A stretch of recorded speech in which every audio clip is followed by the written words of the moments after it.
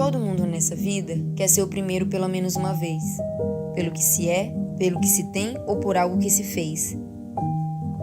Mas nada do que eu faça pode ser maior do que o que ele fez por mim e pelo mundo. Por isso digo que ele é o primeiro e eu sou o segundo.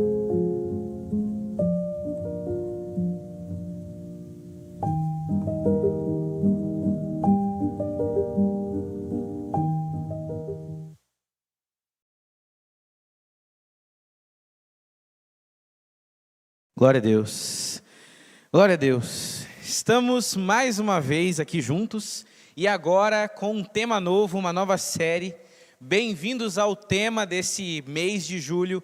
Vamos pensar um pouquinho sobre esse tema, Eu Sou o Segundo. Parece até meio esquisito o nome, mas a gente vai entender algumas coisas sobre a primazia de Deus, sobre o nosso lugar e principalmente sobre como nós nos relacionamos com Deus.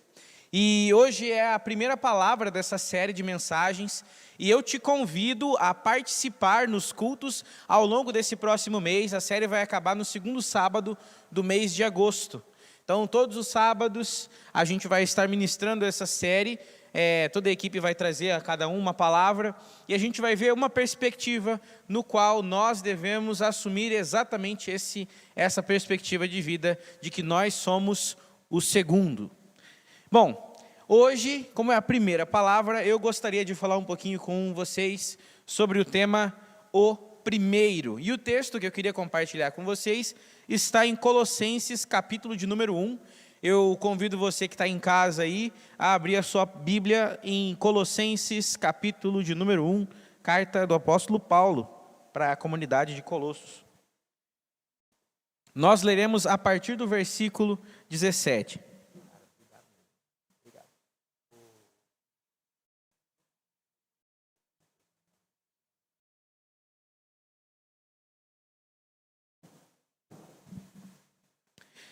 Então, vamos à leitura da palavra, versículos de 17 a 20. Diz assim, na minha versão, leio na nova versão transformadora. Ele é antes de todas as coisas, e nele subsistem todas as coisas. Versículo 18. E ele é a cabeça do corpo da igreja, ele é o princípio, o primogênito dentre os mortos, para que em todas as coisas tenha a primazia. Versículo 19, porque aprove a Deus que nele habitasse toda a plenitude.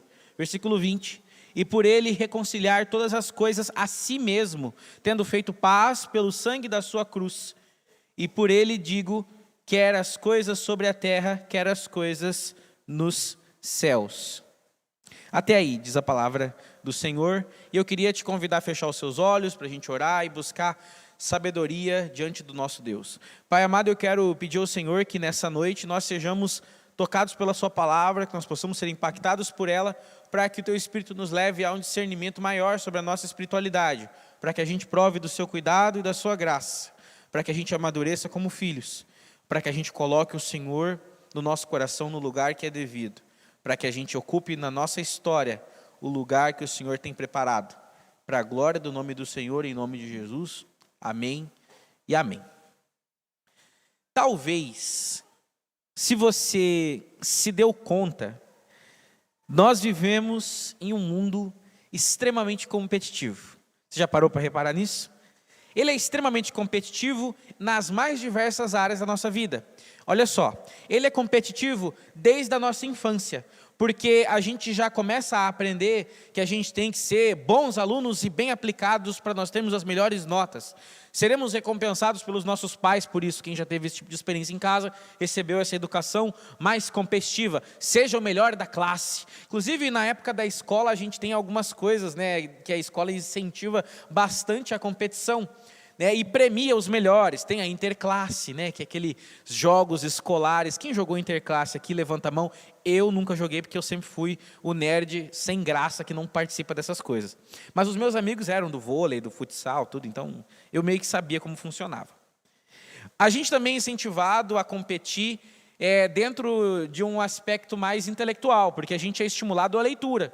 Tem premiações e inclusive programas do Estado para incentivar as crianças à leitura, ou até mesmo à educação, como é no caso da Olimpíada de Matemática. Não sei se alguém aqui teve a experiência de se inscrever na Olimpíada de Matemática e ser aprovado na primeira etapa? Quem aqui já foi?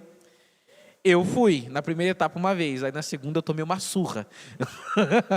O exatas nunca foi meu forte.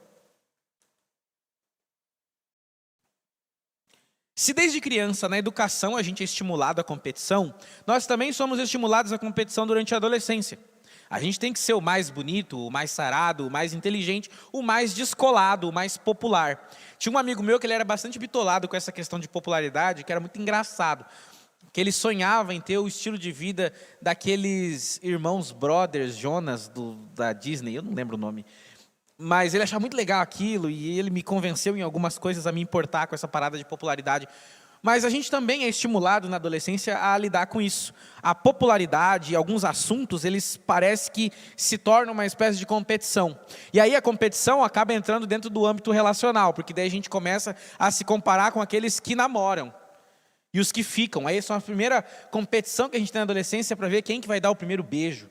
Que quando a gente é criança, quem dá o primeiro beijo, ela beijou ele. Depois na adolescência já é, ele beijou, então ele já está ligado como é que funciona. E aí depois a gente tem uma outra parada que é ver quem que namora. E aí até então, pelo menos na minha época, para quem é mais cringe como eu, para quem é mais vergonha alheia, talvez a parada ainda era meio inocente, assim, tá ligado? Namorar era pegar na mão, era dizer que era namorada, era dar umas bitoquinhas ali depois da aula e tal. Depois de uma certa idade, alguns um pouquinho mais pra frente vão lá e começam a desfrutar da sexualidade. E aí começa uma outra competição que é pra ver quem é mais ativo sexualmente. Hoje em dia essa parada é um pouco mais, vamos dizer assim, escancarada, porque todo aquele senso de moralismo que a gente tinha lá das antigas, parece que meio foi desmontado, não é verdade? Hoje a gente vê aí que essa questão de princípios em relação à sua própria sexualidade, meio que tipo assim, ficou cafona, não é verdade? Então, parando para pensar um pouco, a gente passa por competição na fase da infância, a gente tem competição na fase da adolescência, e alguns já são introduzidos aí já a um outro tipo de competição, que é a competição na nossa vida profissional. A gente é incentivado a competir e sermos os melhores, o melhor da faculdade, o melhor profissional, aqueles que vão se destacar e vão ter as melhores empresas, os melhores resultados, vão produzir o melhor desempenho, e a gente vai se encantando por isso. Parece até que as competições nunca acabam. É tipo assim, quando você é criança, você compete para ser a melhor criança. Aí você pensa assim, cara, quando eu for adolescente ou quando eu for grandão, não vai ter isso. Aí você chega nessa fase, entra na faculdade, vai para entrar para a faculdade, né? Você fica naquela, cara, eu tenho que ser o melhor da turma, pegar o melhor curso, a melhor vaga na melhor faculdade. A gente vai competindo, a gente pensa, quando eu entrar na faculdade, acabou a competição. Aí entra lá, começa toda uma outra competição para ver quem termina o curso, que já é um pesadelo. Aí a gente entra numa outra competição para ver quem sai de lá e consegue um bom emprego. Aí tem uma outra competição dentro do ambiente da igreja, que é a competição para ver quem consegue a família mais exemplar, quem casa logo, quem constrói uma boa família, quem desenvolve melhor a vida. E parece que tem um fluxo que a igreja meio que cobra assim, naquelas regras não escritas da vida, sabe? Tipo, você tem que arrumar alguém, arrumou, agora você tem que casar, você casou, agora você tem que ter filho. Não tem essa? Falo porque a Gabriela e eu já começamos a ouvir as cobranças. E aí, quando é que vem? Eu falo, calma, irmão, segundo mês ainda, bicho. Eu nem sei ainda como é casar ainda, bicho. Calma aí, vamos com calma. Então, assim, a gente vai passando, né? E parece que cada vez é uma competição nova, né? Para ver quando é que o negócio se adequa. Mas é muito interessante, porque é natural que nesses processos a gente queira ser o primeiro. A gente queira ser quem vai receber algum tipo de mérito, a gente queira se desenvolver, alcançar um desempenho maior, ser mais pró em algo que a gente for fazer. É normal e é natural e até bom que a gente queira se destacar. Mas existe algo bem interessante no meio disso. E eu acho que dentre os modelos econômicos possíveis que uma sociedade pode adotar, o capitalismo tira proveito de algo extremamente humano, carnal e inerente à nossa existência. Olha, falei bonito, né? O que seria isso? A competição. É o simples fato de que nós buscamos vida mais confortável, custe o que custar, que parece que o capitalismo serviu como uma luva na nossa ideia de vida em sociedade. Você já reparou nisso?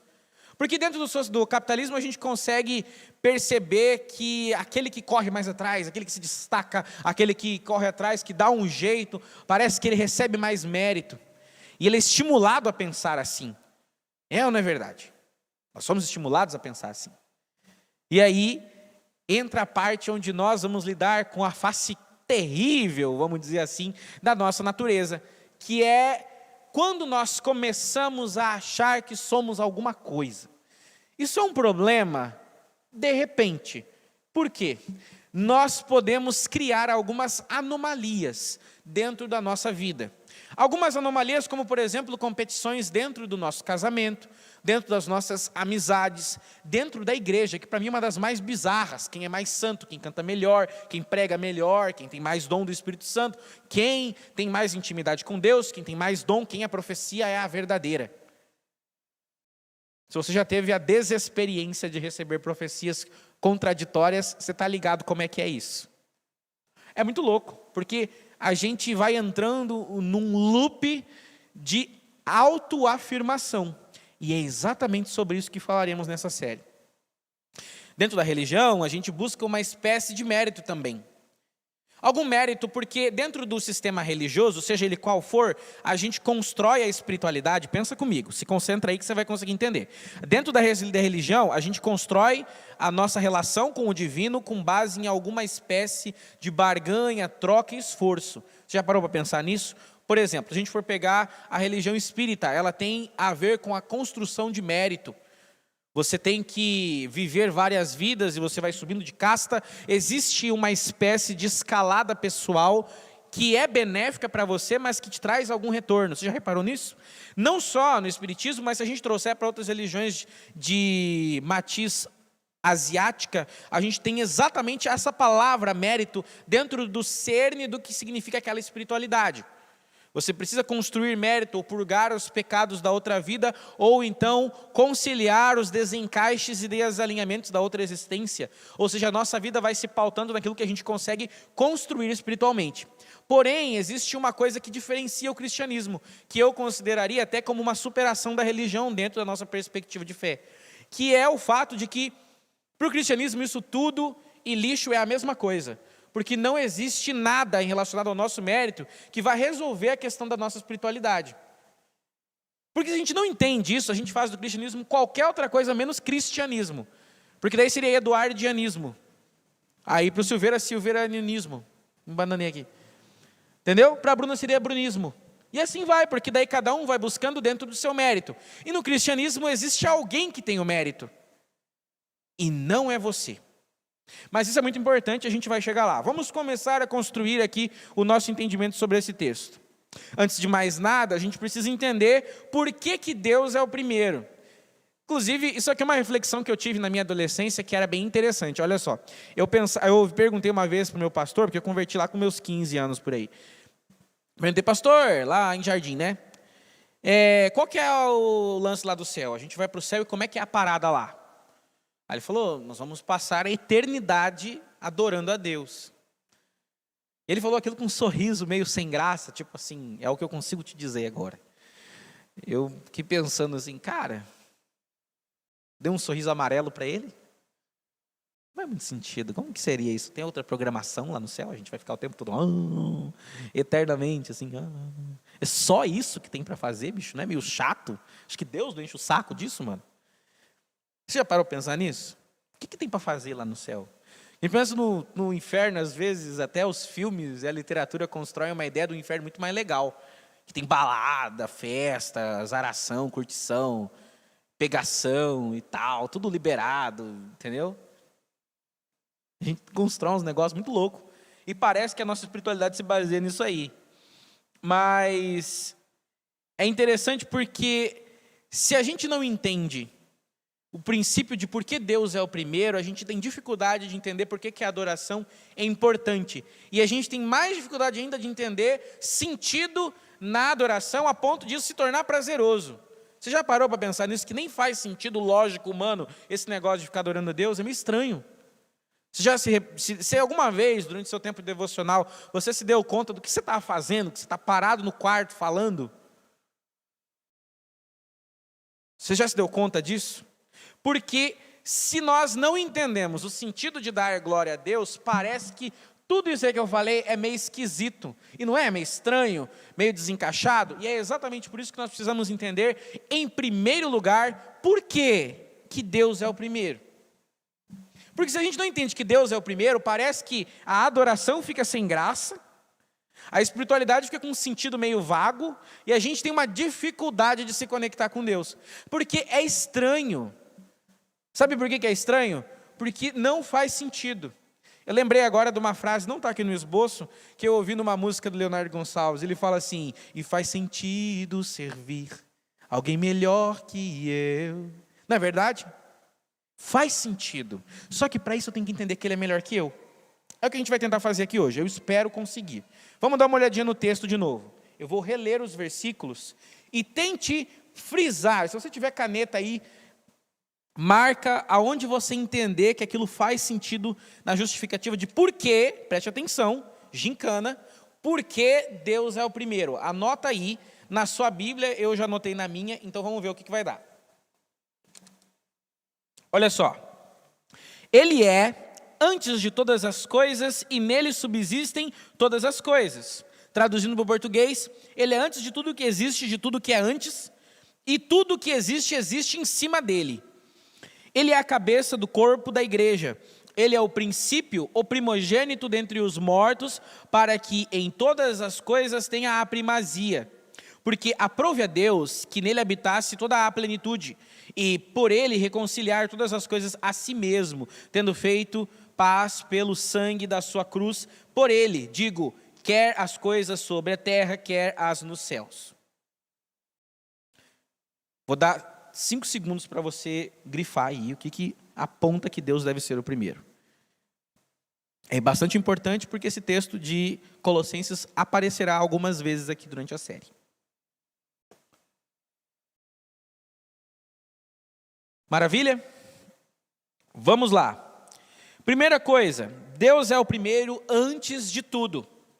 Antes de tudo é a primeira coisa que a gente precisa entender. Porque tudo existe sob o controle de Deus.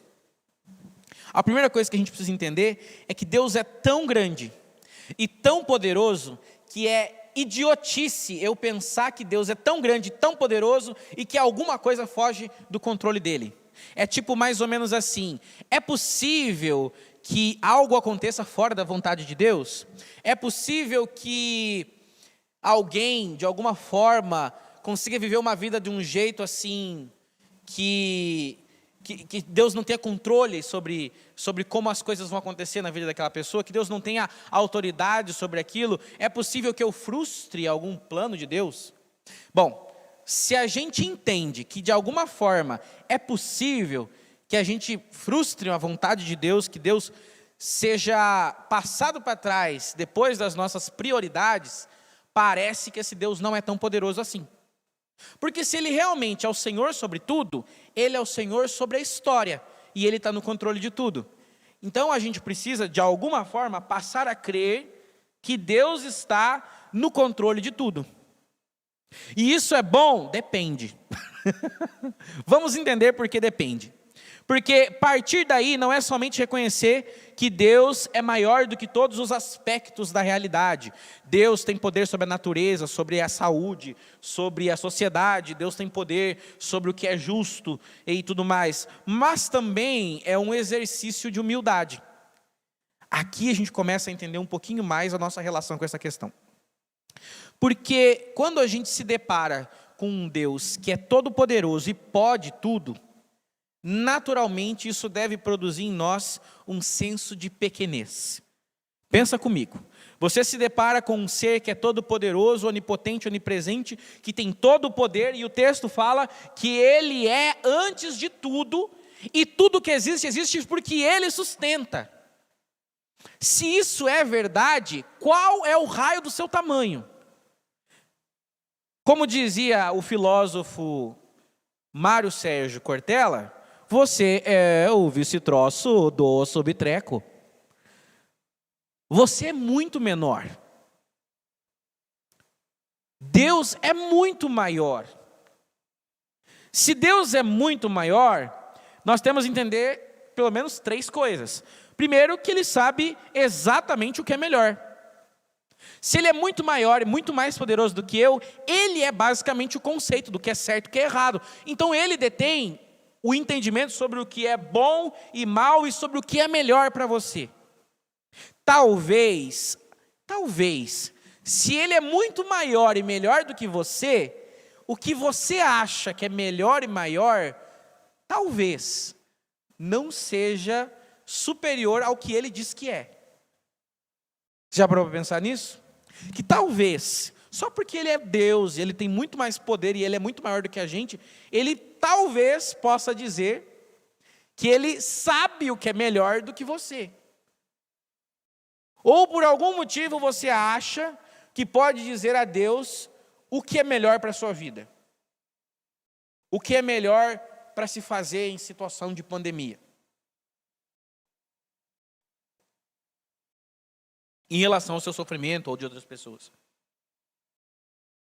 Se Deus é tão grande, de alguma forma eu sou grande o suficiente para poder refutar isso? Fique com essa reflexão.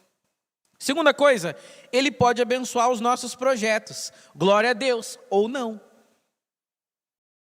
Porque afinal de contas, se ele sabe o que é melhor, ele pode colocar a mão dele sobre aquilo que eu planejo, sou e faço e penso, ou não. Porque se ele não coloca a mão, mas daí como que é? Sabe, aonde eu vejo isso bem expresso? Em relacionamentos abusivos. Parece-me que Deus diz assim: meu filho, filha, filhe. A palavra diz exatamente como você deve ser e proceder e o que você deve buscar em alguém com quem você vai construir família. Aí você encontra alguém que não tem tais características e diz assim: eu acho que eu vou fazer dar certo. Eu consigo. Eu acho que eu sei mais. E a gente às vezes sabe que vai dar ruim e a gente faz mesmo assim. E sabe o que é mais louco? A gente prefere abrir mão de um Deus que sabe o que é melhor para poder ficar com o errado baseado na nossa vontade de fazer o que a gente acha que é certo. Não é meio louco isso? É até quase retardado. Outra coisa é que Deus tem poder para sustentar inclusive nossas capacidades e incapacidades. Isso mostra que não temos lugar no pódio da existência porque as nossas capacidades não chegam perto das capacidades de Deus.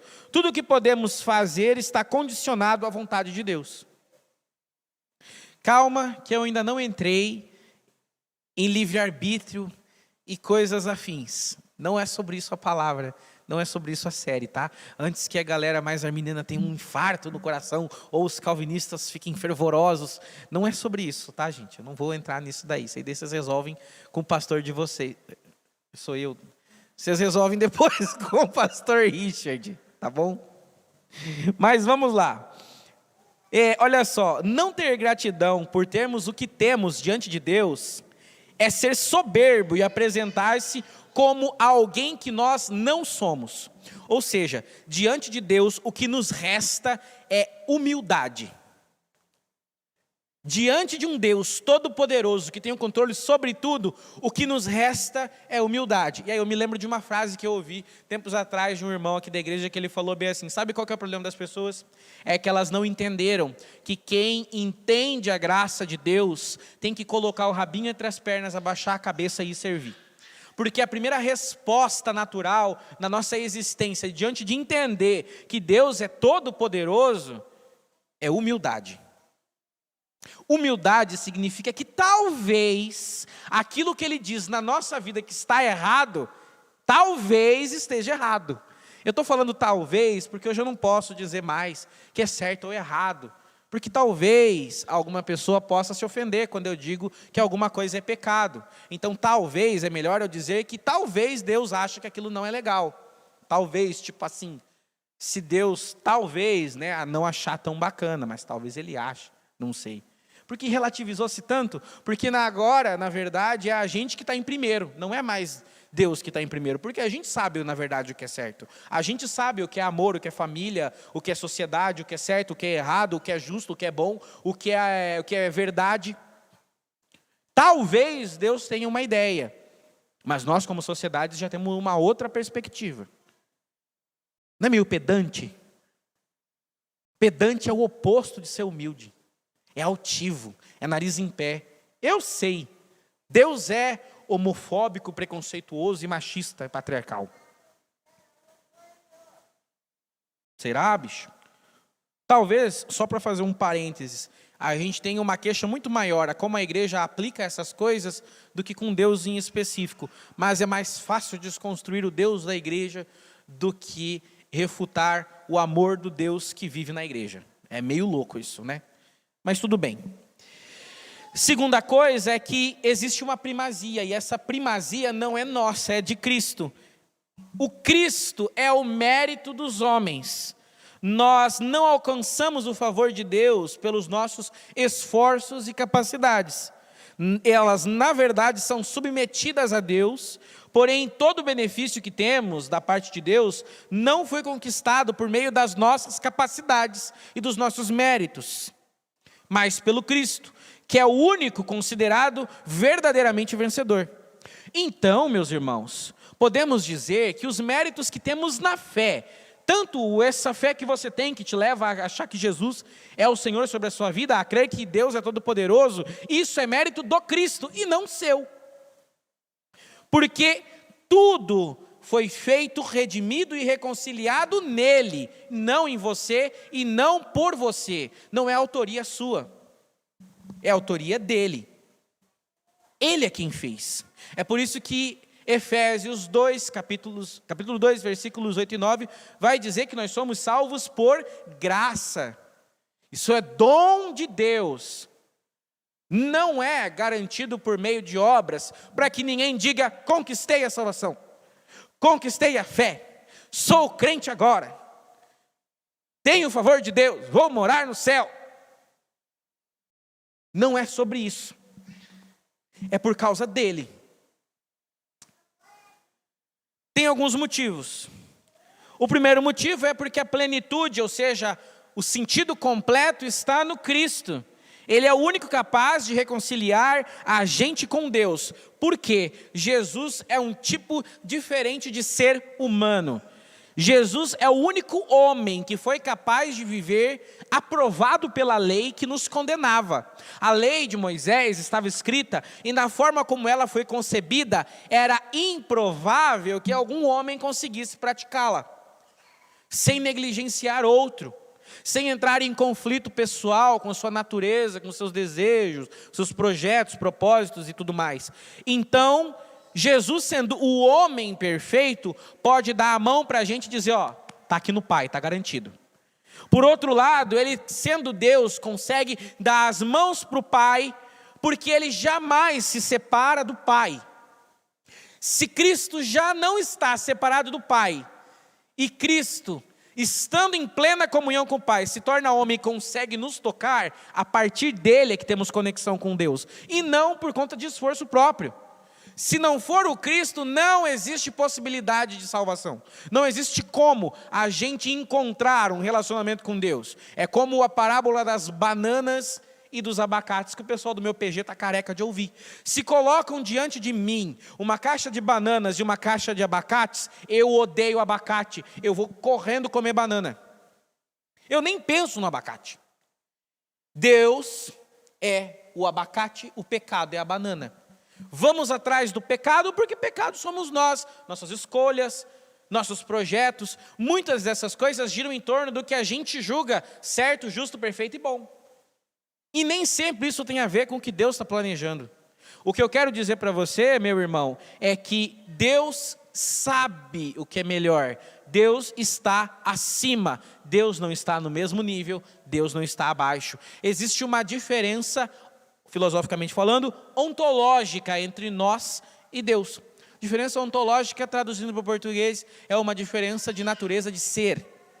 Como, por exemplo, a diferença que existe entre um homem e um boneco. Ambos são humanoides, têm 5 dedos em cada mão, têm pés, pescoço, cabeça, olhos, mas existe uma diferença de natureza de ser entre esses dois entes. É a mesma coisa. Deus tem uma diferença significativamente ontológica para conosco, mais especificamente o Cristo. E é por isso que ele consegue nos reconciliar.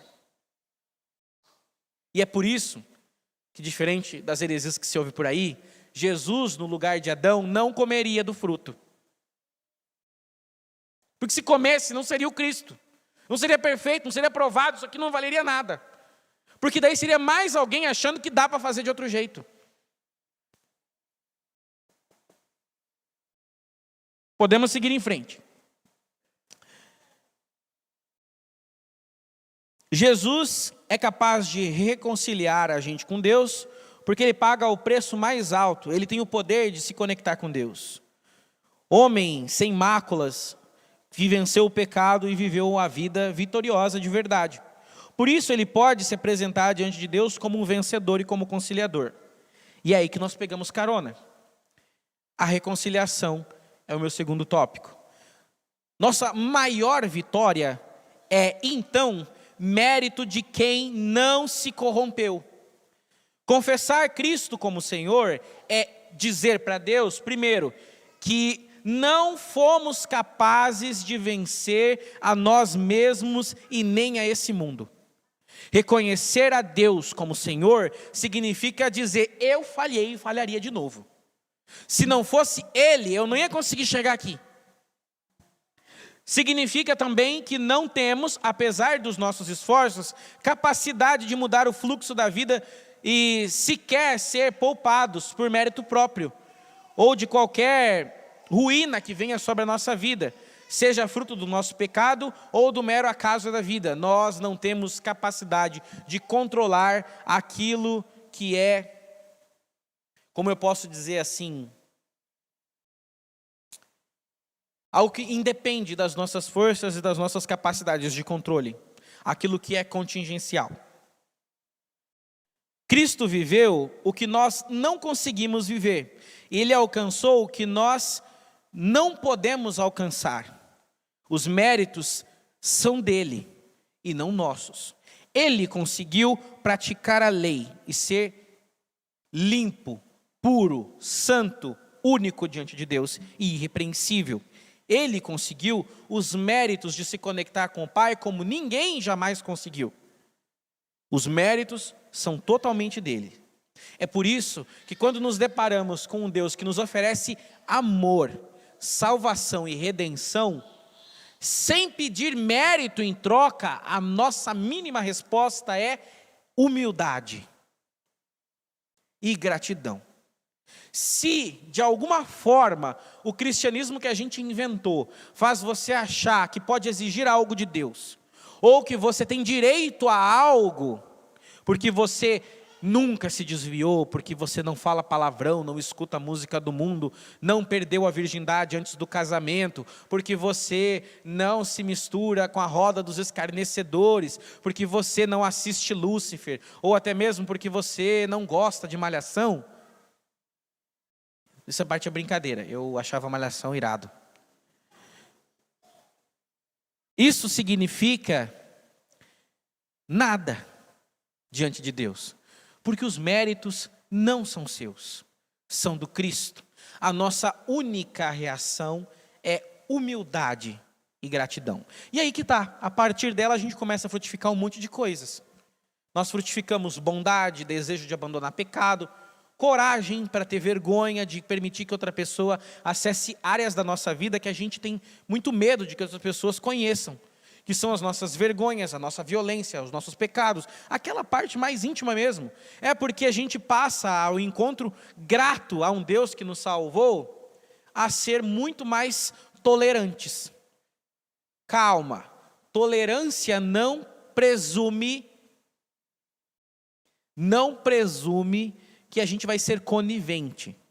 Tolerância de Deus em relação aos nossos pecados significa que Deus não pesa a mão sobre nós, mas estende graça porque nós nos arrependemos dos nossos pecados. E não nos varre da existência porque Ele é bom. Conivência é dizer que está tudo bem. Não está tudo bem. São coisas diferentes.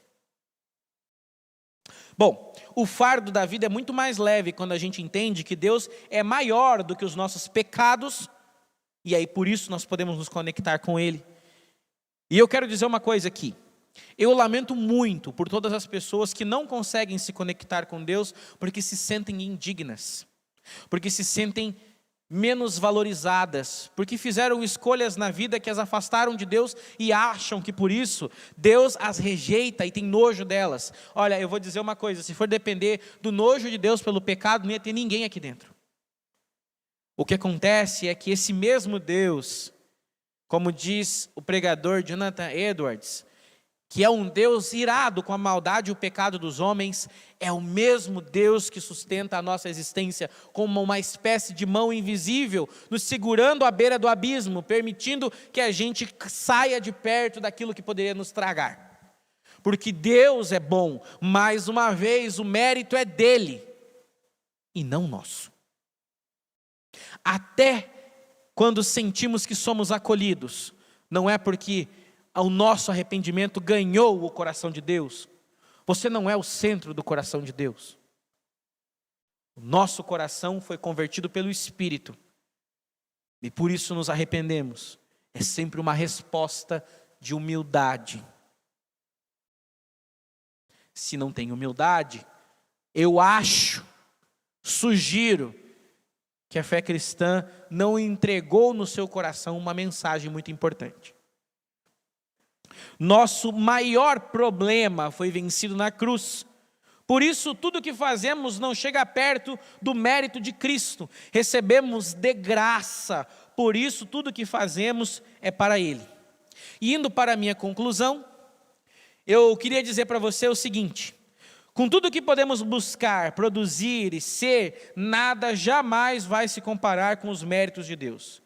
Por essa razão, nós submetemos e dedicamos as nossas conquistas a Deus, porque Ele conquistou para nós o maior dos feitos: misericórdia, perdão, amor e reconciliação. Deus é um Deus amoroso, bondoso, misericordioso. Ele é o maior interessado na sua vida e não tem outro, e todo o mérito é dele. É por isso que nós nos constrangemos, por isso que nós nos humilhamos, por isso que nós nos contristamos com a nossa ingratidão em pecar, mesmo recebendo essa bondade. E é por isso que, por mais que tenhamos méritos nas nossas vidas, por melhores pais, filhos, crentes que sejamos, nós sempre seremos o segundo, porque Ele é o primeiro. Porque Ele tem a primazia em tudo, é tudo sobre Ele, não tem nada a ver com você, tem tudo a ver com Ele. É por isso. E é tão louco que, se a gente entende isso, parece que o nosso coração fica mais leve, porque eu entendo assim: cara, não está nas minhas mãos, eu não tenho que dar conta disso. Eu não tenho que dar conta de ser o melhor, o mais crente, o mais top, o mais espiritual, o mais cheio de dons. Não tem a ver com isso. Essas coisas acontecem por graça, por presente, por misericórdia, como uma resposta de um coração grato e humilde, que entendeu que na sua vida Deus é o primeiro. É por isso que em todos os méritos que temos, por melhores funcionários que sejamos, por mais que o nosso relacionamento preserve santidade, por mais que a nossa família olhe para a gente e diga: esse jovem fez uma boa escolha e não se perdeu em drogas, o pódio da vida sempre tem o primeiro lugar para Ele. Ele é o primeiro. A nossa oração é que Deus nos produza um coração submisso, grato e humilde, para que possamos honrar a Deus em tudo o que fizermos. Afinal, se conseguimos fazer algo, é porque Ele permitiu e nos abençoou e nos capacitou. A Ele honra, glória, prestígio e primazia, ou melhor, Romanos 11:36. Porque dele e por Ele e para Ele são todas as coisas. Glória, pois, a Ele eternamente. Amém. Nessa série eu quero que o Senhor te leve a uma contemplação da grandeza de Deus, para que você possa saborear a maravilhosa experiência de glorificar a Deus, sabendo que o fardo e o esforço para resolver o nosso maior problema já foi feito por Cristo na cruz, os méritos são dele. Ele é o primeiro e eu sou o segundo.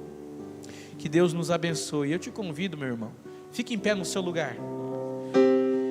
E eu queria que você desse uma espaçada de biossegurança e bioespiritualidade, para que você se sinta na liberdade de chegar perto do seu Deus, aquele que é todo poderoso, aquele que é o Senhor da existência, aquele que concentra em suas mãos toda a autoridade e todo o mérito, e que você se concentre nele e entregue para ele louvor e adoração.